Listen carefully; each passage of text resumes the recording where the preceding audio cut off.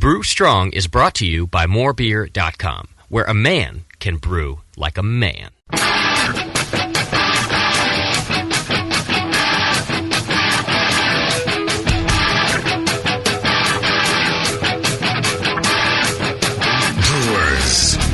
it's time for the beer radio you've been looking for.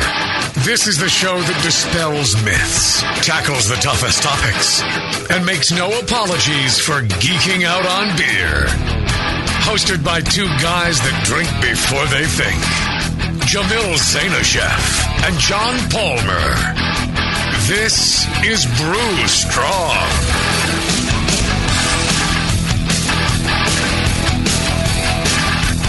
Hey, howdy, hey, my brewing brothers and sisters. Hey. Howdy. Guten Abend.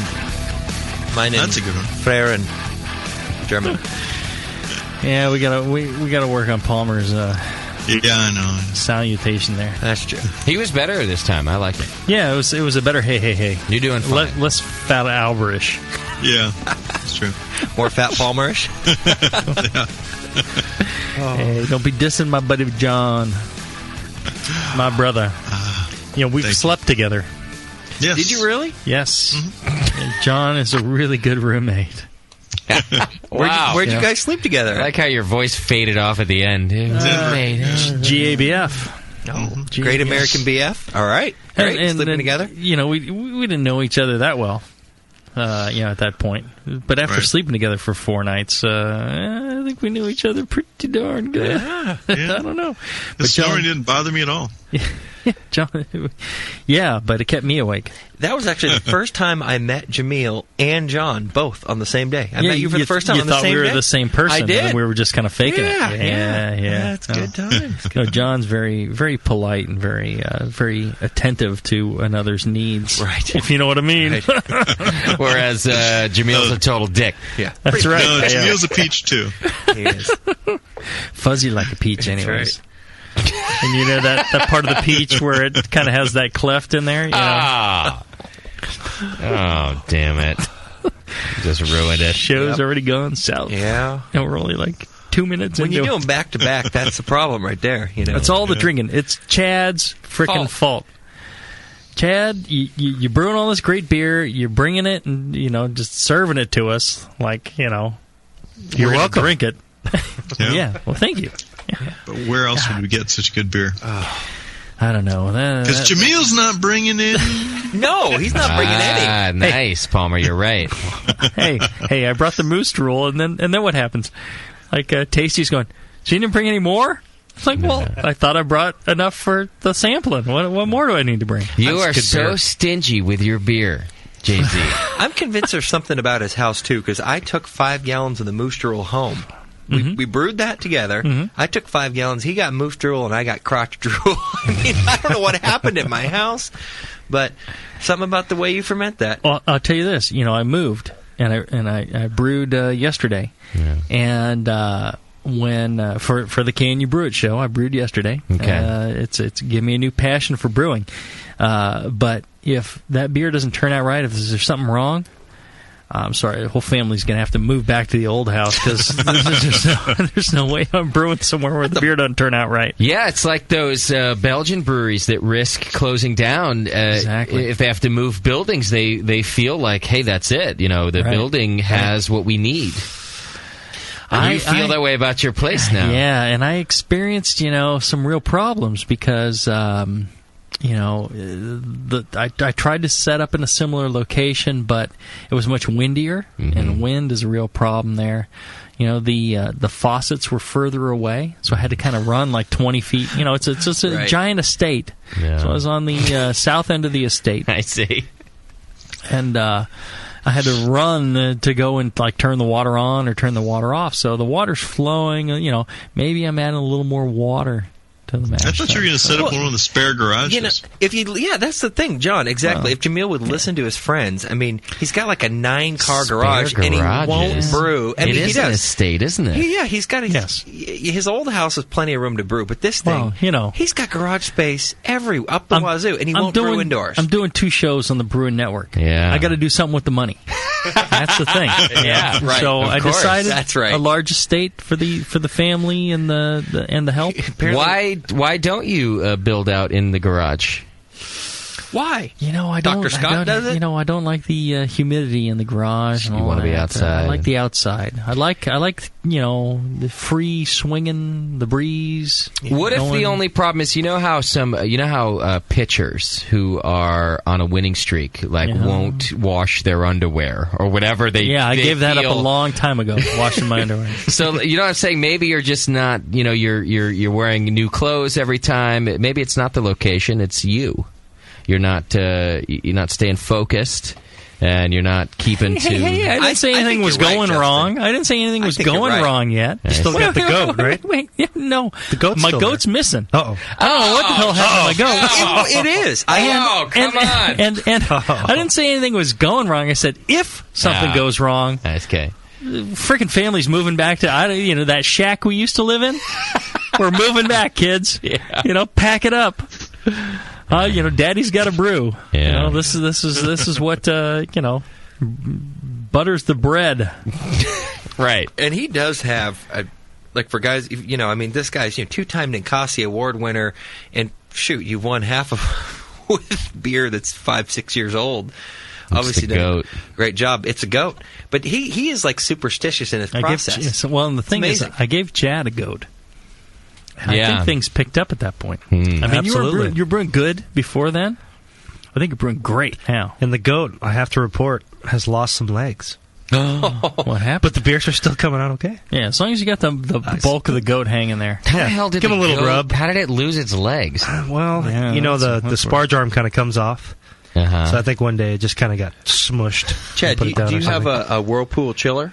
Oh, yeah. We were talking about that the Oh, yeah. last show. You have one? Of course, Jameel. That's what we're The giving only way to go. That's what we're giving away, right? I love it. Yeah, Right. as a matter of fact, if you sign up and to recurring donations to the Brewing Network, it's $2 a month is all it takes. You're automatically entered in raffles for great stuff. They've given away conical fermenters. They've given away Full keg system. full kegging system. They've given away Justin's blowjobs. They've given away. Don't sign up for those. Yeah, and this month it is a Whirlpool chiller. I use a Whirlpool chiller. Chad uses one. Nick uses one. Oh, yeah. It is far and away the best chilling device, if you ask me. And your donations help support programming like this. You can also, if you want to just jump in for this one or for any of them, as a matter of fact, when they come up, $5 gets you an entry in the raffle, and you got a shot at this. And win or lose, feel good about supporting something that I think all of us enjoy. And can mean better beer across the world. And keeping Zanishev Farms up there in Elk Grove Zanishev Estates. alive The and well. estate. Yes. I'm excited. We need to hire another gardener. The grounds are too big for the current team of 4. I'll send We're Chad up. expanding that to 5. So if you could donate a little bit, that'll I help. thought you were looking at some sheep, Jamil. I'm always looking at sheep. But not for gardening, Palmer. That's right. Well, I was thinking about this the other day, and this is the weirdest thing. I'm thinking about this the other day. All these sheep rearing countries like Scotland and New Zealand, and they're always talking about how the people are having it on with the sheep, right? It's always they're making fun of this, and I'm thinking to myself, well, if anywhere that raises sheep, they're making fun of them having it on with the sheep. Sheep must be actually pretty good, because you don't hear about anybody saying no. They just people say it's disgusting, but I'm thinking, You really were thinking about this. Yeah, I was. You were thinking about how good a lay these sheep must be. This is how I was spending my brew day yesterday. I'm thinking, it must not be so bad. I'm thinking this might be pretty good. I've got the acreage now. I think I need to bring in some sheep, and A fever dream is what I think it was. Well, it's true because you don't hear it about other livestock. No, you only right. hear it about sheep. Hey, you're not hearing about this about goats. You're not hearing about cattle. You're hearing this about man. sheep. Yeah. And I'm telling you, the people who are poo-pooing this whole thing are the ones who probably haven't tried it. Don't knock it until you've tried Don't knock it until you tried it. And I'm figuring, well, maybe I should try, and then, I could speak from experience. But, you can't just, Yeah. Well, that is your philosophy in general. You don't like to speak on things until you don't even care if you've read it. You'd rather try it. You'd rather experiment. This experiment is a good word for it. All this nonsense on the internet about this, that, and the other on brewing. Yeah. It's like, well, run some experiments. Try it. Do some double blind. Do some triangle tests. Do all that, and then double blind test. And by the way, that's right. It's double blind. You put a blind. You blindfold the sheep. You blindfold yourself. Then it's double blind. It's okay. It's It's science. Don't ask, don't tell. Right. I think it could be. And I'm sure there are people out there listening. Yeah. Who have experienced this. I wouldn't be surprised. Oh man. Especially. I don't know from the lunch meat listeners. I bet you probably 50% of those people have. I was going to say that I don't know if that speaks for the character of our listeners or just the vast quantity of our listeners that somebody is. Maybe they're from Nebraska. I think from the vast quantity. Yeah. There's got to be a couple out there. I mean, we've got way more than enough listeners. That's somebody out there. Right. Grew up on a farm. And, you're young. You're lonely. You're lonely. You're living on a big farm. Yeah. You don't get into town much. And, instead of, the can of Vaseline and with the girly mags, you're out in the barn with... Yeah. Where did you grow up, Shad? I'm really looking for New England. He's got a curious look on his face right now, like not contributing. Well, you know what? I'm writing this question. I grew up in the city. I'm writing this question down because in a couple weeks on the session, we're going to have a guy that grew up in New Zealand. And he's brewing in England. So we'll have to ask him that question. Please don't ask my guests if they've had sex with sheep. The thing is, I think most people wouldn't admit it. Unless they were on the Brewing Network. Yeah, then they for some reason you feel comfortable to admit these sorts of things. What it is you have enough of Shat's IPA, and then you just start spilling your guts. Well, and I think that's why Can You Brew It is doing so well, because we get these brewers onto the Brewing Network, and they want to spill their guts a little bit. They'll talk about this sort of thing. All right. What do you got, JZ? What are we talking about today, JZ? Talking about sheep, having sex with sheep. Have you been paying attention? Jesus Christ. You follow along. Pay attention. Yeah, no. Somebody get new guy to pay attention. Yeah. All right. Apologize. So I got an email from Mark. And Mark said, Jamel, how's it going? Quick question. Every recipe in Brewing Classic Styles that uses Pilsner malt as its base malt. You comment to do a 90-minute boil to reduce DMS. Why is that? How is Pilsner malt different than pale malt? What is DMS, and why do I care? Oh, man. Excellent question. Well, John, why? What is DMS? Tell us that, and why should we care about it at all? Well, DMS is a very common aroma and flavor in beer. It's a sulfur compound. There's a lot of sulfur compounds in beer and wort. Comes from the malt. DMS or dimethyl sulfide is it has a flavor threshold of about 30 parts per billion. So it's very easy to detect. And it has a kind of a sweet corn, fresh corn kind of a flavor. Canned corn is often described as or aroma. And there's a host of other sulfur compounds that you can get in beer. You get diethyl sulfide, and that has a more cooked vegetable or garlic kind of flavor to it. Right. You've got dimethyl disulfide, and that has more of a rotting vegetables aroma. Would that be DDMS? DMDS, Oh, yes. DMDS, okay. Yeah. DMTS, or trisulfide, is again a kind of a rotting vegetable kind of aroma. And then there are other sulfur compounds such as methyl thioacetate, which is a cooked cabbage smell, and ethyl and methyl mercaptans, Mercaptan, of course, being your skunk precursors. Okay. And those, again, have rotting vegetable or onion aromas. And so all of these different things, are in malt and can be in beer. But dimethyl sulfide is the big one. Now, John, I've had a lot of things said about my beer, but rotting vegetables is not one I like to hear. Is it really that? I don't like to hear it, but you hear it. But I do. But is it? And other than actually, I brought a sample of DMS into the studio. We might talk about later. Check this stanky thing out. Is it really that pronounced? I mean, Jamil here I don't know, what are you, master beer judge now or whatever you are. You've tasted a lot of home brews. We've all, being beer geeks, have tasted a lot of commercial brews. Is it that present in a lot of beers? To one extent or another, it's in a lot of more pale beers. Anything that uses a real pale malt or Pilsner malt type as its base grains, you tend to detect it in most of those, and especially when people are trying to go really pale on a beer, you tend to pick up some levels of those. Some are better than others. Some are outrageous, but it tends to be present in some little factor. But John, you're saying right there that the whole reason for worrying about DMS is because it's stanky. Right. Well, right? it's not necessarily that. It has a very low aroma threshold. Mm-hmm. It's very easy to detect. Very easily stanky.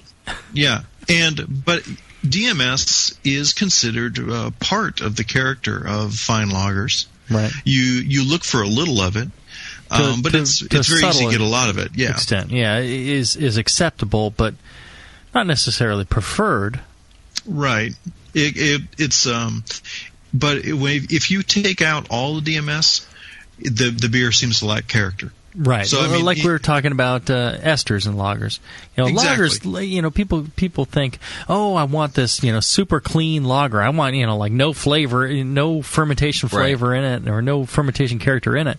That's like, you're going to, might as well take some, purified alcohol and pour it in, with some grains and call that beer. It's going to be horrible. And like John's saying, you need a little bit of these things really build up the character of a great lager. It's subtle notes of all these things versus something that's and we call that clean. But really, we're detecting all these things together. No. But to go back to the reader's question, right? Why do we talk about a 90-minute boil for lagers? Right. Well, the way DMS works is that DMS forms by decomposition of precursors due to heat, and the precursors are SMM or S-ethylmethionine. Okay. And DMSO, or dimethyl sulfoxide. These are two, precursors. They're found in malt, and when these compounds break down due to heat, they turn into dimethyl sulfide, which is very volatile, and it is more easily comes out of the malt and wort and beer than the precursors do. Now, I think it's something like diacetyl, which is a metabolic pathway, like the yeast, in production of alcohol. This is different, right? That's right. This is purely a chemical reaction. Right. These compounds are produced in the living areas of the seed, in the aileron layer, in the pericarp, and near the husk. Right. And these precursors are destroyed by heat.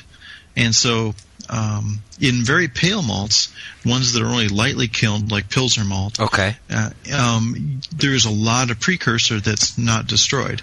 Okay. And so you end up with a lot of precursor going into your wort. Okay, so in a Pilsner malt, you're more worried about getting DMS in your beer. The more lighter, not PMS, DMS. Oh, I'm sorry. The more wife's going to kill me on that one. Aunt Flo's visiting, and I can't get off the subject. The more lighter kilned the malt, the more lower the temperature of the kilning of the malt. Right. To make a really light-colored malt, the more SMM it's going to have and the more DMS potential it has. Okay. The more highly kilned, you get to like a dark Munich. Sure. And it's made from like the same base grain. It has very little SMM left because of the heat and the duration of the kilning converts that SMM and drives it off. Okay. And off gases. But in all reality, you guys, when you're brewing a beer, most beers are primarily a base malt, which is a lighter malt, right. and then maybe just a little bit of a dark malt. So when you say little bit, like, but remember, we have different levels of pale malt. Right. We have Pilsner malt. We have American Two-Row, which is generally kilned a little bit higher than Continental Pilsner. And then you've got British Pale Ale malt, which is pretty dark. Yeah. So it's actually almost toasted. And then you go into your Vienna and your Munich that are highly kilned, and then where they've driven off most of the SMM, as Jamil says. So, but the difference there between a Pilsner malt, maybe 2 Lava Bond, and a Maris Otter, pale malt, maybe 4. That's a considerable difference. Is it really? Yeah. Okay. It's enough of a difference. It's enough to drive off most. And, at that point, you get to a 60-minute boil. You're driving off the rest. Okay. Okay. It makes sense. So it's not exactly a metabolic pathway, per se. It's something that happens in the boil. But then, people tell me, okay, I've heard vigorous boil. This is how you prevent DMS, vigorous boil. What does that mean, and why would that do anything to DMS? Well, okay, like I said, you have the precursor that's broken down into DMS by heat. If you have a slow simmer, if you have a slow simmer, you're breaking the precursors down to DMS, putting the DMS into solution. But you're not really driving it off. That wort's just simmering. It's not boiling, and the evolution of the gases from the boil are not carrying that DMS away. Well, it's like if you're chilling your wort slowly before pitching, right? Anything over like 170 Fahrenheit, I guess, is 80 C producing DMS. Is producing DMS, but it's not going anywhere. You need the bubbling to drive the volatiles off of the liquid. So why then would a 60-minute versus a 90-minute boil make any difference with DMS? Well, half-lives. Okay. Sounds like a video game to me. You're talking about the amount of precursor that you have in that wort. Right. Pale Pilsner malt versus Pale Ale malt. Pale Ale malt, you can get away with a 40-minute, 60-minute boil. It will drive off the DMS that forms. With the Pilsner malt, you have a lot more precursor, and again, as Jamil mentioned, the half-life of the precursor SMM at 100 C is about 38 minutes. It's a short half-life. At boiling. Well, okay, so here's what a half-life is. And I think a lot of people may not know what a half-life is. All right. So you're given half-life, in this case, at boiling, 38 minutes. 38 minutes at boiling, you have half as much SMM left. Okay? You do another 38 minutes at boiling, you have half of that amount left. So, each time you get 50% as much remaining after that, right? So it's not, it's not like you do, 2 38-minute boils and then have 0.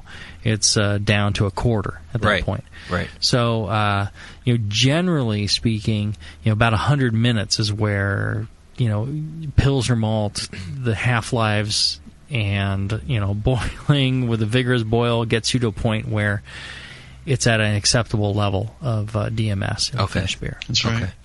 And when you cool down, let's say you're in a professional brew, you'd be putting the wort through a whirlpool, or if you're doing a slow chilling, the half-life at 6 degrees C lower at 94 C is the half-life. It doubles. The half-life increases to 76 minutes. Okay. So, and if you go 6 degrees lower than that, down to, what would that be, 88 degrees C, then that half-life doubles again, so you'd be up to like 150 minutes. One of the things that sign up for that Whirlpool chiller. If you're not already donating the Brewing Network, Whirlpool chiller, you can drop 100 degrees of Fahrenheit of temperature very rapidly, in a couple minutes with a Whirlpool chiller. Right. And that gets you below. You can get below that 170 point so rapidly that in less than a minute that you're not producing that. If you don't have a device like that, then you're gonna want to make sure that if you're using Pilsner malt, you're doing at least a 90-minute boil. Right, and now I look in Brewing Classic Styles, which is my favorite reference guide to all that is recipes. Right, I think it's an excellent book, and actually tonight there's going to be signed copies put up in the store. There you go. They come and they go. If you do want a signed copy, you can buy them only on the Brewing Network, and you can get that tonight. You're listening live. This book raises all these DMS questions I got to ask. I'm glad we have a full show here, because one of the things here is pretty much every recipe, light beer, dark beer, in the book you say when we're doing an all-grain recipe, increase 90 minutes boil to reduce DMS. Now, when it's a Pilsner malt or a really lightly kiln malt, base malt, yeah. Right, and we talked a little bit about that, but are there any specific styles of beer you would say, okay, you can boil 60 minutes if you and we'll talk a little later about a Whirlpool chiller, I imagine, which is a huge. I mean, that's my single favorite item that I have in my brewing, arsenal, as it were. I think that greatly increased the quality of my beer. But what recipes, no matter what I've got, let's say a standard immersion chiller, a brewing extract method, am I going to be able to do to reduce DMS in my beer? Or what recipes do I only need to boil 60 minutes? Because 90 minutes is a pain in the rear. It's 30 more minutes. I'm standing around and watching it boil? Yeah, come on. Have yourself another beer. Well, go rub one out. We don't all have your beer to drink. Half the time we're drinking our own beer on tap, Jamil. Well, it goes back to recipe and style. Yeah, right. You've got again your malt selection. If you substitute American two-row instead of Pilsner malt for, say, a Munich Helles. I mean, Jamil's talked in shows before about flavor differences that makes in doing so, but you're going to have less precursor in an American two-row than you would in a Pilsner malt. Okay, and you could reduce your boil time accordingly. I don't know. Let's split the difference. Call it an hour and 15 minutes. If you do that with a pale malt, brewing the Munich Helles, again, really wrong malt for the style, but because you've reduced that precursor, you could get away with an hour boil. Okay, so boiling reduces the precursor. A nice vigorous boil reduces it. It converts it to the precursor, and then it's blown off as a volatile aromatic. So a standard rule for us Joe homebrewers is using Pilsner malt, boil it 90 minutes. Using let's say a pale malt or Maris Otter, you could if you want, but maybe not necessary if you have other methods. Right. Okay. And the IPA is written all over Jamil's face right now. He's like on glass number 5. If you want to, in European breweries, that are brewing lagers where they want a little bit of DMS character. Right. I mean, in Technology of Brewing by Kuhns, they say that they actually predict the amount of precursor that they're going to have left in the wort at the end of the boil. Well, and they control that. Here's the thing, going for this. Amount of DMS in the beer. I think most brewers should go with you should strive for none. And if somebody's actually picking it out, it's too much. Okay. If it's a subtle background note that you don't know about or people don't know about, but if it was missing, it wouldn't quite be the same beer. That's what you're targeting. And the weird thing was, I was at this party with my wife's friends. And you lost your voice? And I lost my voice. I knew I was going to lose it eventually. I told you I was sick. I'm dying here. But I got to tell this story. I was there And the host was saying, "Hey, oh yeah, you like beer? Oh, we got all sorts of great beers here. Go back to the cooler there. You're gonna find some really great flavorful beers." I'm like, all right, sweet. I got to hang out with my wife's friends, but there's going to be some great beer, right? Yeah, so I go back to the cooler, I flip that bad boy open, I'm ready to get my drink on, right? And what I see in there is they got Corona.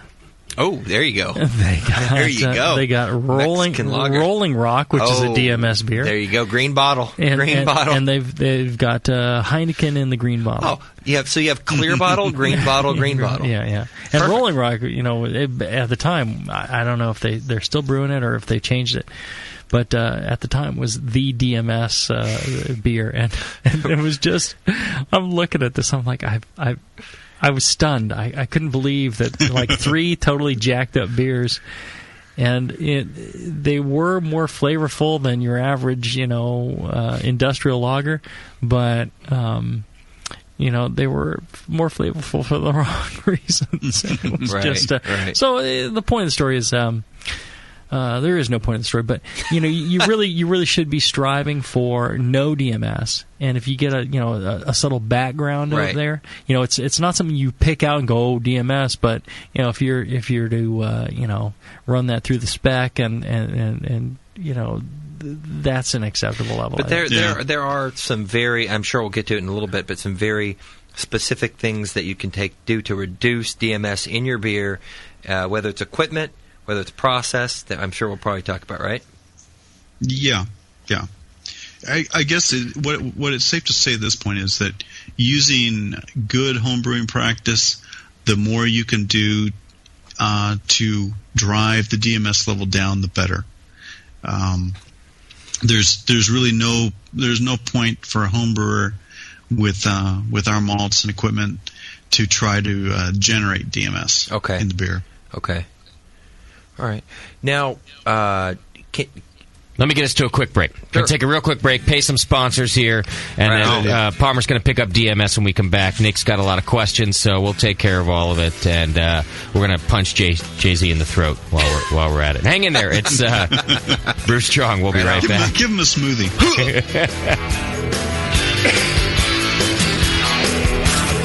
Brew right. Brew smart. Brew strong. This is Brew Strong.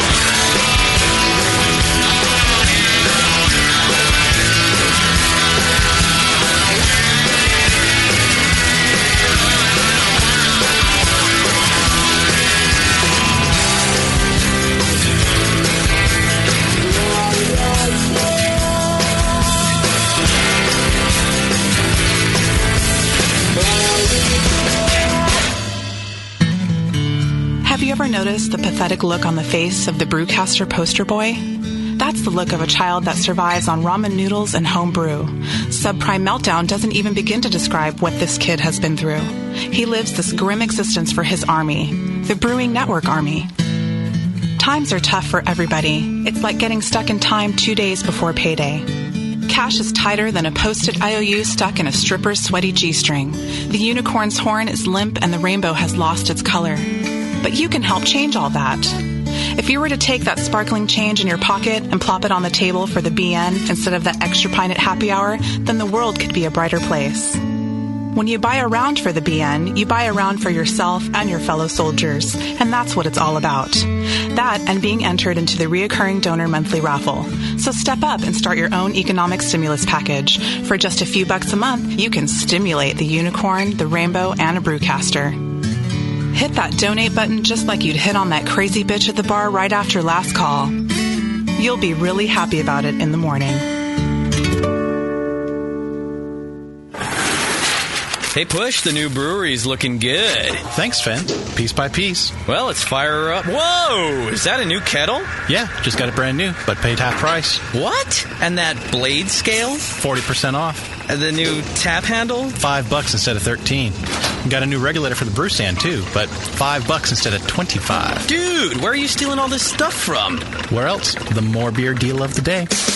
Announcing the Beer, and More Beer Deal of the Day. Every day, a new fantastic deal from big items to small that will blow you away. Boil kettles, carboy carriers, sterile siphon starters, digital timers. Watch morebeer.com every day for a new deal, and you just might find the item you've been waiting for at a price you cannot believe. Hurry, because stock is limited on most items.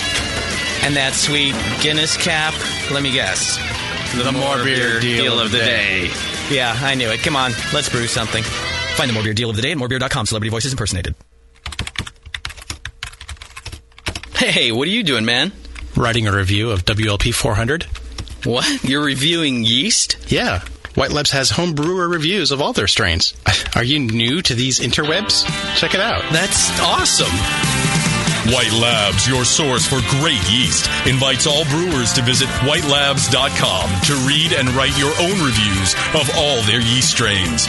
Get real-world tips and tricks from other brewers who have made the most of their vials and post your own experiences. It's another way White Labs brings you closer to the best yeast on the planet. And send. There you go. You misspelled flocculate, dude. What? Mother... White Labs. It's all in the vial. This is www.thebrewingnetwork.com. Sit down next to it, grab yourself a paper towel, and watch those yeast have sex. You're listening to the Brewing Network.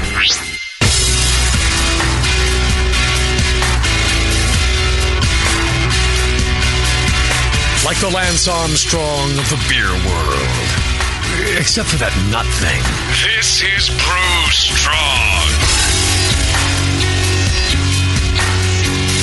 I can talk again. Through the miracles of water. Who would have thought water would be such a good thing to drink? I don't know. All right, so we're talking DMS. Not PMS, as Nick was thinking, but DMS. Yep, good old dimethyl sulfide.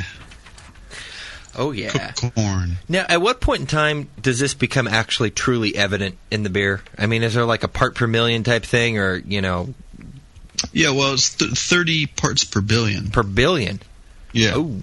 It's got a very low threshold. Yeah, DMS is one of those things that pops up pretty easily, and that's why, again, you should be trying to minimize it as much as possible. You'll never get to zero, or, you know, it's difficult to get to zero. There's other methods that it's not just the boil that produces DMS, right, John? There's other ways that DMS can form in your beer. Well, that's right. I didn't know that. Yeah. Listen, you learn a few things. Something new every time. Well, where else can it form? The other precursor, the DMSO or dimethyl sulfoxide, that particular precursor is not doesn't break down by heat very much, but it's water soluble. So you will get quite a bit of that precursor surviving into the wort and into the fermenter. And the yeast can convert DMSO into DMS. You'll notice that in a lot of your lager fermentations, you'll smell, hydrogen sulfide during fermentation. Right. Sure. Well, the yeast, it can convert sulfur compounds, and DMSO they will convert into DMS. Now, the rate and so on, it's all yeast strain dependent and such, but that can happen. Okay. So if I'm going to reduce, like for a practical home brewer, I mean, you got a lot of chemistry knowledge here, but for, the thing that the most of us are going to be doing in our garage on a Saturday afternoon, what are we going to do to reduce DMS in our beer? On a budget, by the way. Yeah. Well, malt selection first. Okay. Again, if you're trying to brew a very pale lager, or Munich Helles, German Pils and so on, you're going to want to use that kind of, a good Pilsner malt that has a lot of precursor in it. Right. You therefore need to take the step of doing a longer boil to make in a good vigorous boil, not something that's leaping out of the kettle, but I mean you want a good bubbling boil. You don't want something that's just simmering. Right. If it's just simmering, that DMS, the precursors will be converted to DMS, but the DMS will not be evolved off. It won't volatilize out. So that's why you want the rolling boil. You want to to form that DMS, and you want to get that DMS to volatilize out of the wort. Well, let's I think this was a surprising thing for you, Nick, when we first brewed together. You're like, is that all the boil you do? Yeah, I couldn't believe it. Like mine's like flaming boil, man. Right. Well, and that's the thing. Now, when we're talking rolling boil is where, I mean, if you get any sort of round, kind of lumpy looking surface on your wort, that's a rolling boil, believe it or not. Simmer is where little bubbles are just barely breaking the surface, and the surface isn't really changing. Right. What you want to do is turn over the liquid in the kettle. Right. This is the whole kind of purpose of the boil. Right. Yeah. It's kind of exchanging liquid that's at the bottom with liquids at the top. Right. And so when you see those curves happening on the surface, that's a rolling boil. It doesn't need to be leaping out and hitting you in the face. And when I first started brewing, people are, you can't boil hard enough. You can't boil hard enough. It's like, well, you can, and you can cause other problems. And I think we did a show on melanoids. Yeah. Right. Where we talk about that. Go back to the archives, and they're free, and listen to that show. You can overboil. So you want to get the exchange at the surface, and that's really all you need in order to off-gas these volatile aromatics. Does that count for both all grain and extract, or is there a difference between the two? The same. Okay. I mean, once your wort now the extract has been processed, right? And part of the process, they do a low temperature boil under vacuum, things like that. But because of the vacuum, there is some DMS that's driven off, and you can usually get away with a shorter boil, right, on the extract. Right. I got some DMS in a jar here. Right. How I made this was I took Jamil's advice, and he said, you took my advice, I made crap. He said, make some starter wort, and what he said is, pre-boil some wort and then put it in your Nalgene containers and seal it up, and if it's boiling, it'll be sanitized. You can use that to make starters. No. I said sterilize. This has been sitting autoclave. This has been sitting for 2.5 years. I've been afraid to use it, but it's the only application I could find because it smells like a stench. It smells like there's cabbage. There's more going on. And there's puke. more. I don't need to smell it a second time. There's more going on in there.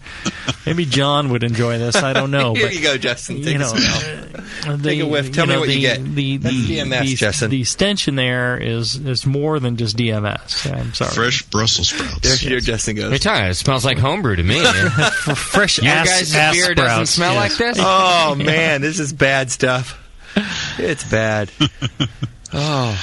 I won't make a start out of that. It's beyond. It's beyond the corn smell of DMS. It's gone into grape and all sorts of the vegetable. corn that's coming out of your ass type of corn. Yeah, corn enjoyed a second time. You get there. Well, remember, you're not going to drink this, right? I can keep it. No, yeah, it's yours. Yeah, you can have that. Well, get you a glass. It's going to carbonate it to the Smithsonian, I think maybe, and it'll be one of his best beers yet. Yeah. Oh man, it's true. It's true. It's true. Actually, he did have a couple of good beers. One or two. I was actually quite pleased. Mm-hmm. One or two. So, all right. So the average Joe really is going to be affected by whether it's extract, all grain is going to be affected by DMS depending on the recipe. Beyond a 60 or 90 minute boil, what else can you do to reduce DMS? Oh, and John, before we get to that, let's get back to the boil. Here's one question that I don't know the answer to. And I'm very curious. And Why are you so good looking? Why am I so good looking? No. We've talked about melanoidins and head retention and the effect of a concentrated boil. Right. So, what would the effect of a concentrated boil be on DMS? Is that affected? I wonder. That's a good question. I don't know for sure either. I think we'd have to run some tests, get some lab work done. Yeah, because it may impact it. Wouldn't you think? Yeah, I mean, if you're looking at an all-grain brew of a strong ale or a barley wine, but using a high percentage of pale malt, then you'd be getting lots of precursor in there. Right. So the higher the gravity of the boil, precursor concentration versus volume versus time. Yeah. And the half-life, and whatever amount you start with, could have, half-life is going to be half of that after 38 minutes. So if you're starting with more for the volume you have, of course, when you thin that out with water later on, that would reduce the amount of DMS in the final volume. Mm-hmm. Huh. And that's probably how some of the today's lager breweries can have less. Well, I was going to say, but Budweiser we know does air stripping of their wort to get the DMS out. But potentially they are doing high gravity ferments, high gravity boils, high gravity ferment, and then dilution and packaging in a lot of cases. So they would be reducing DMS levels by dilution, but they also do use other means to reduce DMS, such as air stripping, which we wouldn't be doing. But that's a good question. I don't know. I might be doing some stripping. You're stripping before you brew. It's not the same. You can get a strip during the brew. I'm stripping after I drink. I think that's when I'm stripping usually. Yeah, I've seen you when you brew. You got the the whole biohazard suit on, so you better be stripping. And the boots. Oh, man. So, let's see, where were we? We had, there is DMS that can be converted in the wort after the boil during fermentation by the yeast breaking down the precursors. If you store the beer warm, SMM and DMSO breakdown can also occur. Over time, a very slow rate, but it occurs. So, if you've got a lager that you're storing warm in the garage, chances are you could end up with more DMS, a month from now than you have, when you first brewed it and first starts drinking it. Let's see what else. I guess that about covers, I guess, the technical side of it. Do you have any other questions about it? More food for thought? Well, I got, it may be coincidence, maybe not. I don't know. I can't prognosticate. But the fact that we have a Whirlpool chiller available in the Brewing Network option. But this, to me, I was getting some DMS in my beer, and I switched to the Whirlpool chiller method. And it was primarily, I love, German lagers are my favorite style of beer. So I'll brew Munich Helles. I've probably done 30 batches trying to perfect this style of beer. Right, and you fly to Germany and bring back German Helles's all the time. This is my thing. The Munich Helles is like my thing, and I wish we had better examples of the style here. And John Plissé, by the way, brews one of the best Munich Helles's out there. But yours is excellent. You've tasted some of mine occasionally, and you're damning me here with faint praise. I am. All right, thank you very much. But the thing is, when you're brewing a lighter beer, this Whirlpool chiller made a huge difference in my beer. Why did it do that? Well, you want to drop from boiling down. You want to get down past 170 Fahrenheit or 80 C as rapidly as possible. So even if I do a 90-minute boil, I still got to drop the temperature down fast, right? It all helps. Yeah. You want to reduce the precursors. You want to get those precursors to in the boil. You're trying to get the precursors that you have to convert to DMS, and you want to boil them out. Okay. So that's the idea behind the boil. Now, when you shift from boiling down to cooling and fermenting, you don't have the volatilization of the boil that's driving the DMS off. So if you cool slowly, again, and as I mentioned earlier, when you start going down, the half-life goes up, and the DMS is still being generated. So if you have leftover precursor from your boiling process, it can still convert to DMS in this slow cooling process from 100 down to 80 C. Okay. And since it's not boiling, that's going to stay in the liquid. So with a regular immersion chiller, it may take 20 minutes to get my beer down to a decent temperature. Let's say, like you said, below 80 degrees C or like 140, 150. It may take 5, 6, 7, 10 minutes to get there. With the Whirlpool chiller, I'm there in about 1 minute. Well, so that's the reason why my DMS, I'm not getting as much DMS in my beer. And here's one of the problems with something like a counterflow chiller: the bulk of your wort is sitting there hot. Just resting there hot. Yeah, right. You know, just under boiling, and it'll sit there for 10 minutes or whatever. 10, 15 minutes, whatever it takes to run through your counterflow chiller. Sure, the counterflow chiller cools very quickly, but it cools a very small amount of wort very quickly. Right. So the rest is so if you're going to use a counterflow chiller or you're going to use an immersion chiller, you're going to want to make sure you've got an adequate boil. You're getting the roiling boil like John's saying, for a minimum of 90 minutes if you're using a Pilsner malt, and you might go to 100, 120 minutes. Okay, so I got a question. If you were to use the Jamil JNSF style Whirlpool chiller, immersion chiller, which allows you to whirlpool and do all kinds of other great things, could you then do a 60-minute boil on every type of beer? Would you feel comfortable doing that? I think you. No. Yeah. I think you can. I think. The thing is, there's other things that happen with the longer boil that I'm uncomfortable losing. So okay, that's why I was going to go with the no answer on it. The melanoidins, and there's a lot involved there. Now there are certain beers that I do at 60 minutes. Okay, or shorter boils. Like 15 minutes. And there's various things where you're gonna shorten your boil for various reasons, but in general, you're going to stick to the 90, especially with Pilsner malt. Okay, so that makes pretty much any beer that's a bulk of Pilsner malt, then we should probably be doing a 90-minute boil, no matter what. Yeah, because it gives you the best chance to reduce your precursors and evolve the DMS to reduce the amount you got going to the fermenter. And again, that's whether it's extract or all grain brewing, we do it, right? Extract you can get away with 60. Okay, but even once you do that, Whirlpool chiller, or rapid chilling of the entire wort is a good thing. Okay, all right. Really, for a variety of reasons, hop character, protection from environmental bacteria, wild yeast, things like that. Right. The quicker you can chill it down, break formation, things like that. Okay. So.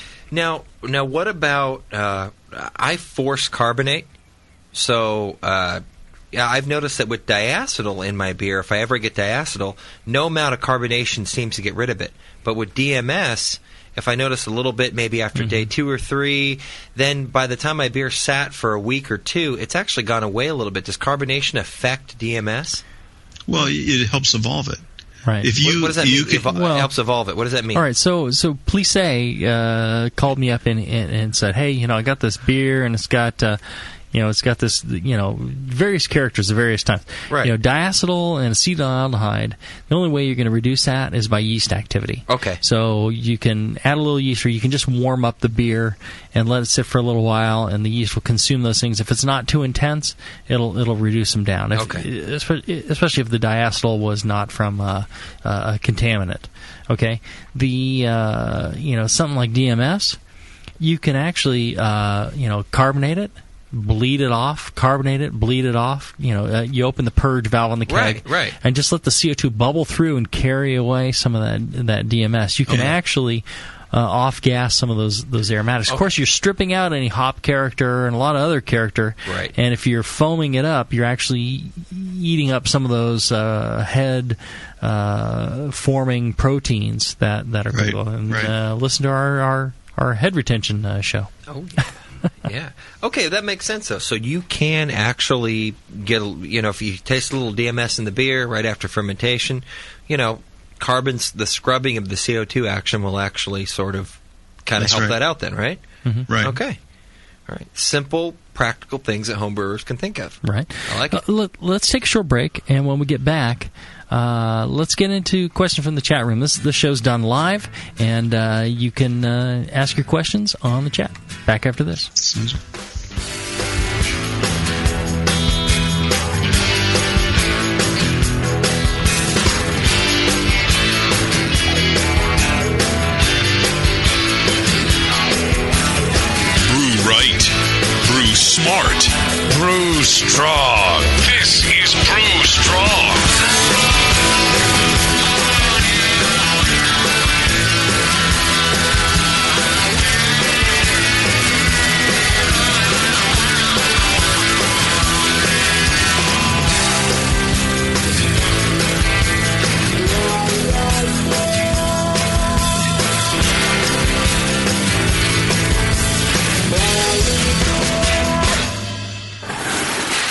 Hey, Push, the new brewery's looking good. Thanks, Finn. Piece by piece. Well, let's fire her up. Whoa! Is that a new kettle? Yeah, just got it brand new, but paid half price. What? And that blade scale? 40% off. And the new tap handle? $5 instead of $13. Got a new regulator for the brew stand, too, but $5 instead of $25. Dude, where are you stealing all this stuff from? Where else? The More Beer deal of the day. Announcing the Beer, Beer, and More Beer deal of the day. Every day, a new fantastic deal from big items to small that will blow you away. Boil kettles, carboy carriers, sterile siphon starters, digital timers. Watch morebeer.com every day for a new deal, and you just might find the item you've been waiting for at a price you cannot believe. Hurry, because stock is limited on most items. And that sweet Guinness cap, let me guess. The More Beer deal of the day. Yeah, I knew it. Come on, let's brew something. Find the More Beer deal of the day at morebeer.com. Celebrity voices impersonated. The Brewing Network brings together the winner of the Sam Adams Long Shot competition and the most awarded homebrewer in history to do battle in the next chapter of The Jamil Show. Can you brew it? Every episode, Jamil Zainasheff and Mike McDowell lay their reputations on the line to brew your favorite commercial beer and put their results to the test. Perfect match or perfect drain pour. Tune in for the recipes, techniques, and interviews with the pros that answer the question, can you brew it? The Jamil Show, Can You Brew It? Airs every other Monday on the Brewing Network.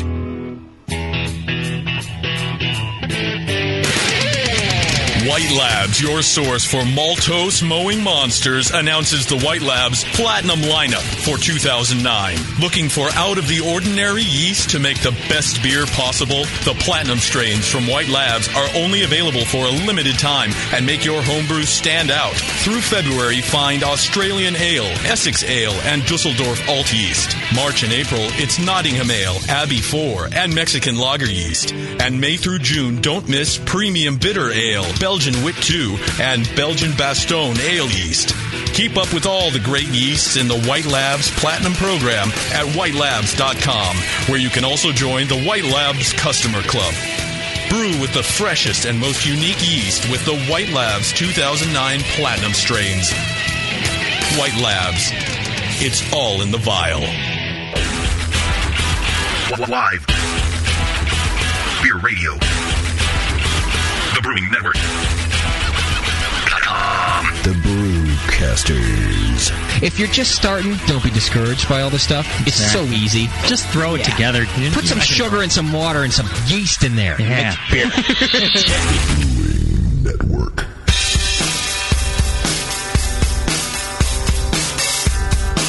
Back to your hosts, Jamil Zainasheff and John Palmer. Putting the testicles in technical.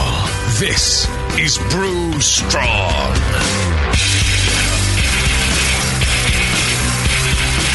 All right, we're back. We're talking DMS, and I think we've done a pretty good job of answering Mark's question about why Pilsner malt, 90-minute boils, DMS, and all that. John, I think you've done a yeoman's job of covering this topic. And, one of the great things about the Brewing Network, this isn't just a podcast. We do podcast these things so you can catch up if you haven't had the chance to listen live. But if you get a chance to listen live, you go to thebrewingnetwork.com, you click on that, listen now, and then there's the chat button there. Right. And you get into the chat room. You don't have to enter in any passwords or anything. Just type in a name that you want to be seen in the chat room by and enter. And you get to converse with like-minded people during the show, and you get to ask questions. And right now we're going to cover questions people had during the show. Justin, what do we got from the chat? Got a few questions, a lot of recaps once again, just people wanting to clarify things. So, Palmer, Sure. A question that kind of came through quite a bit was whether or not DMS is a concern for extract brewers. I know you guys covered how it's a concern for everybody, but... let's look at extract just a minute. Okay. In extract, when they make extract, they're starting out with a full mash. They're making a wort, and then what they do is they actually boil that. It's like they're starting to brew beer. They're either adding hops or they're not, depending on the type of extract. But it is being boiled, And so you're getting your protein breakout. You're starting that DMS, volatilization and conversion and volatilization to get the DMS out of the wort. And then they take it to low pressure boiling. Well, they put it inside an evaporator and bring the pressure down so they can boil it at lower temperatures. That allows them to reduce the Maillard reaction, so it reduces the browning, helps keep the flavor from changing as they get it down to a very high concentration, low water. That would happen if you just did a straight boil. Well, maple syrup as an example. You start with clear water and you end up with maple syrup because it's that constant long boil that generates these browning reactions. So in extract, they do it under partial vacuum, so they can do it at lower temperature and keep the wort tasting the same. Well, they are doing boiling, and they're doing a low pressure boiling, which helps pull that DMS out. So you will still get some DMS, and it's going to depend on the malts that they used to make that extract. But I would say, John, in general, extract's going to be less than an all grain beer made of the same malts. And part of it is they're doing the lower temperature boiling. It's still boiling, which is volatile, driving off the DMS. But the half-life of the SMM at the lower temperature is longer, and that's why you still need to boil the extract. Some portion, and that's why a 60-minute boil will suffice. Even if you're using a Pilsner type extract, such as the excellent Brees Pilsner extract. That's a good one, yeah.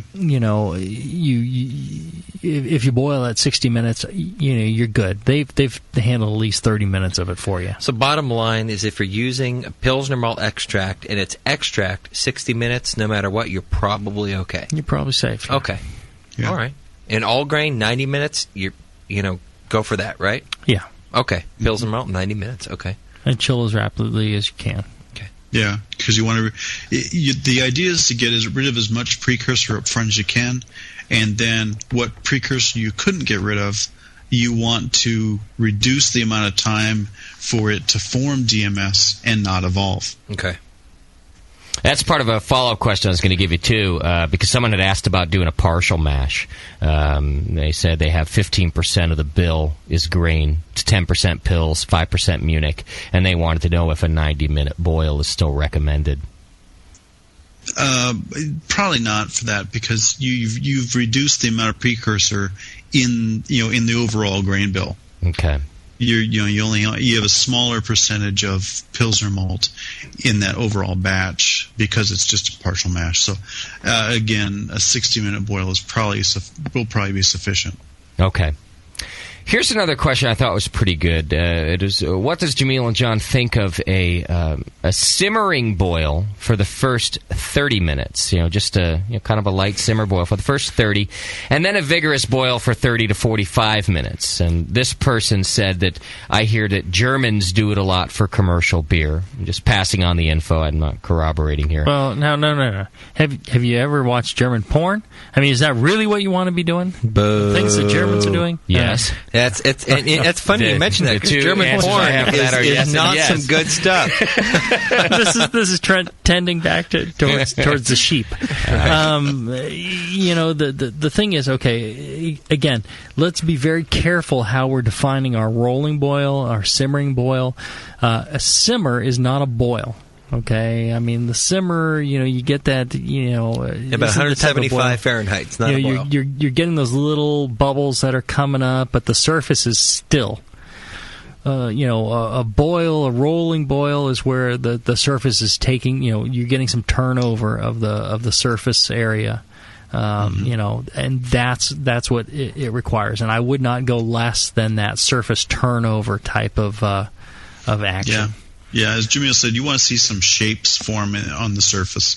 Just the quivering, of the simmer, that's not enough. But again, I was under the impression that it needed to be this violent, flame on max, and then in Brewing with Jamil, he's got a light, not just little bubbles, but just a slight roll to it. Mm-hmm.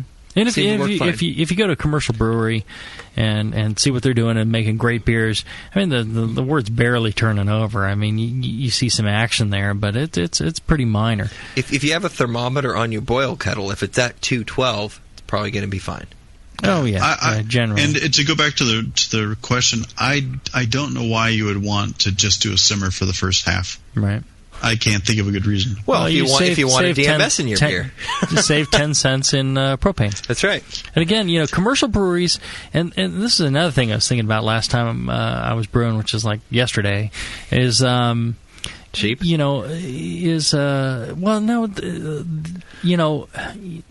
effect of the brew house size on what you're doing, and the necessity of the boils, or the amount of time in a whirlpool before the beer is chilled. A lot of different things. Very different for the amateur brewer versus the pro brewer, and the scale and size. So don't necessarily let what pro brewers are doing affect your decisions on what's best for your wort.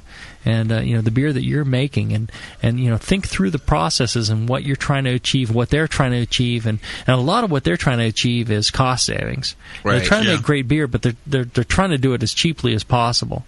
You're trying to make great beer, and if you spend 25 cents more for 5 gallons of beer, it's probably okay. Right, especially on propane. Come on. Well, and here's the thing: I'm down to more beer. And somebody's in there, and they were asking about like Whirlflock tablets, and I'm like, hey, what's this? I said, oh, Whirlflock, I love Whirlflock. It was great. And I said, I wouldn't brew without it. And they're like, well, why would I do this? This is like, 25 cents more. This is like 25 cents more per batch. I'm like, it's 25 cents on a 5 gallon. Oh, well, yeah, I don't have money to waste. Right. 25 freaking cents. I mean, your other ingredients. I mean, come on. Just throw the freaking pellet in there and pay the 25 cents. So 90-minute boil, a little extra propane, totally worth it. Especially if you're doing a light lager. Totally right? worth it. Yeah. Okay. Any other questions? Yeah, last question. Particular malts. This particular malt that this person was asking about was, say, a Belgian Pils. Do they require boils longer than 90 minutes? Is there anything you can think of that would want to be boiled longer than that? The lighter the lava bond of the malt, the longer it needs to be boiled. Okay. Yeah. And a Belgian Pils is about... And you can get really technical by going into barley strain, which has more precursor than other, but really, unless you're a pro brewer and trying to measure all this. Go off the lava bond, like Jamil says. But is there anything that requires longer than 90? Kind of a specific. And 90 is actually kind of a cheaping out a little bit. Yeah. 100 is probably more appropriate. Okay. Really? Yeah, to get below, detection levels of DMS and the half-lives, and it's about 100. I never knew that. Yeah. Oh, man, I got to adjust my ProMash recipes now. But again, 90 will do it. Whatever you've been doing, I think the thing to do, though, you do the 90, you chill as quickly as you can. What do you do, Jay-Z? Okay. You do 100?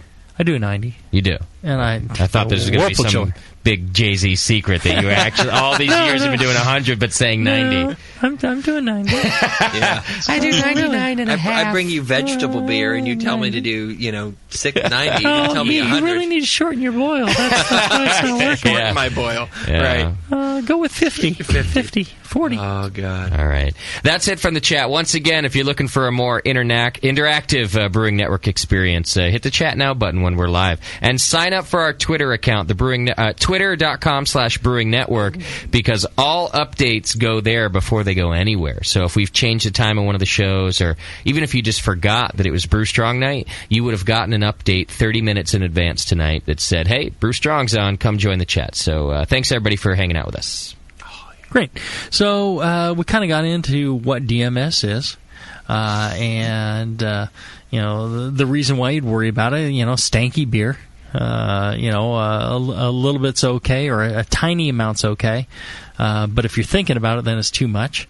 And what causes it? It's these precursors in the malt. The lighter kiln the malt, the more of those precursors exist. The darker the malt, the less. Right. So the lighter the level bond of the malt, for a general rule, the more SMM is going to be in there, and the more DMS potential you have, and the longer you're going to want to boil. So a 90-minute boil will generally take care of it. If you're an extract brewer, you can probably get away with 60. It's not a problem. If you find yourself with a DMS problem, lengthen your boil. And lengthen the boil. If it's still there, then it's coming from somewhere else. You've got some other problems at hand. Even with a longer boil, you always want to chill as rapidly as you can.